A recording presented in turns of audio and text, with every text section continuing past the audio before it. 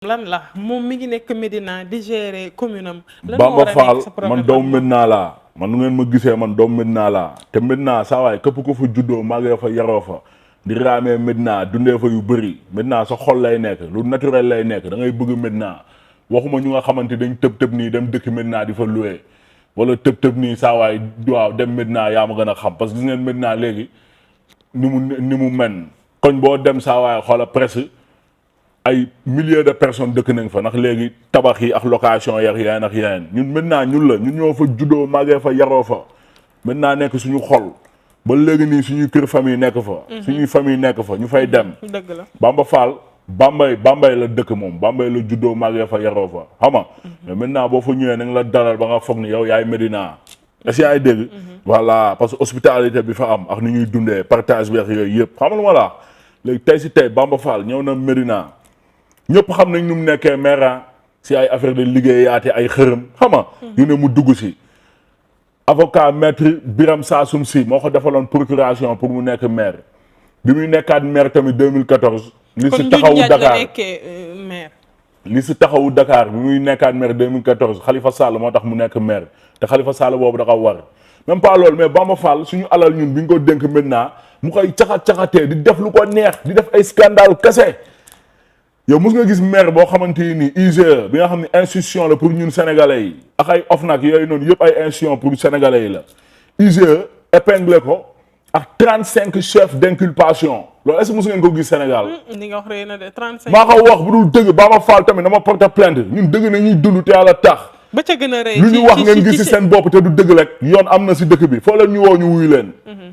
35 chefs d'inculpation ni ñu jàppee Bamba Fall sàcc bi heure bi waruñu soo wax sax ay Boy Djiné rëcc na Sénégal moo tax mooy dëkku naafeq quoi moo tax bu ñuy saaga yii nii di ñu xalab di ñu jéem a kii wala di yónni ay boy ñuy jéem a saltel suñu kaw du ñu sax saf parce que ay naafeq nañu ñun xoolal dëgg nañu jàpp ngoy si moo tax amuñu lu ñuy régal amuñu lu ñuy tiit Bamba Fall sàcc la sàcc bu mag a mag la Boy Djiné heure bii nii ay Boy Djiné rëcc na fii non xam la nañu waroon wax ay Bamba Fall yii nii ñi ngi koy xool pour yóbbuwaat ko si kaso parce que déjà instant yi moom liberté provisoire la am est-ce que ay dégg 35 chefs d'inculpation dañ ko jàppee di toj ay juma di ko def ay commerce maintenant bi yëpp maa ngi ñëw imagine juma ak ni mu sacré suñu diine nga ñëw jëlee fa jullit yi toj juma ji def ko commerce jël suñuy école di toj di def commerce man la sum waay fi waroon mën a nekk ay hôpitaux ay lépp mu toj def commerce ba bërki demoo Njaay li yee coow bi mooy suñu terrain jaraaf nga xam ni jaay na Médina bi yëpp mu des suñu benn espace public mu ne da koy jaay waaw Médina yëpp booloo teg si seen baxan jeunes yëpp ñëw saawaay ñëpp ñu am Médina saawaay nit yi di juge fu ne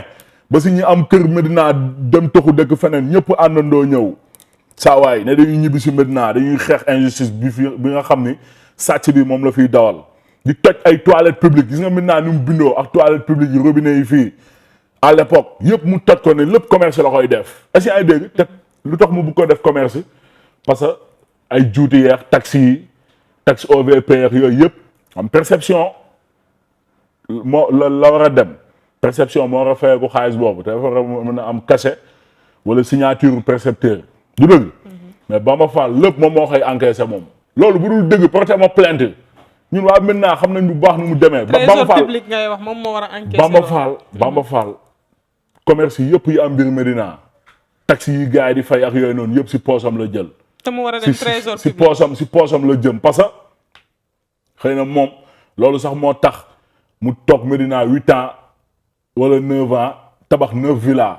ak yeneen jël ay caga appartement. di yóbbu ay caga sali dem noosi. xam nañ leen bu baax di engagé ay nervi di yónni waate xam lu ma lay wax nii koppul mbokk mënoo ko jëw donte dina Sénégal fii moom saa waay ñëpp xamante nañ booy clochard ceeb yu sew yi nga xamante ni ñoom ñu yónni woon démb gars yi xam nañ leen de Baye Fall non xam nga leen dëgg la moo moral lu waay rendi sa loxo lay naaj boo leen di def si ñun def leen si ñun jàmm mooy seen intérêt dëgg la incha allah fii si kanam somm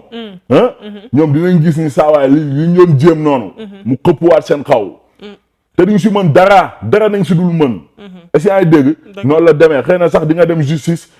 xam nga ay yéeg a ko wàcc yi nii te Sénégal fii yaa ma gën a xam man personnellement dama koy wax man wóoluwuma sama justice su réew man maa ko wax wóoluwuma sama justice su réew parce que xam lu tax sama réew bu amoon justice Bamba Fall duñ ko jàppee 35 chefs d'inculpation muy continuer di engager ay nervi pour ñuy faagaagal ñun ñi nga xam ne ñooy xeex injustice Médina.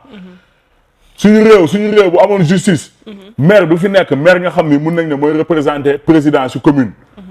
ma génn ne monsieur le maire Barthélémy Diaz sàcc la. est-ce que yaa ngi dégg dénoncer ay injustice am. te yoon woowu ma ne ma yow li nga wax foo ko teg. dëkk bi bu amoon yoon du demee noonu est-ce que yaa ngi dégg. numbelaan la quoi comme numbelaan la nax. comme numbelaan la nax. coow du jib quoi na ku ne jël say matuwaay. xam nga voilà noonu la demee.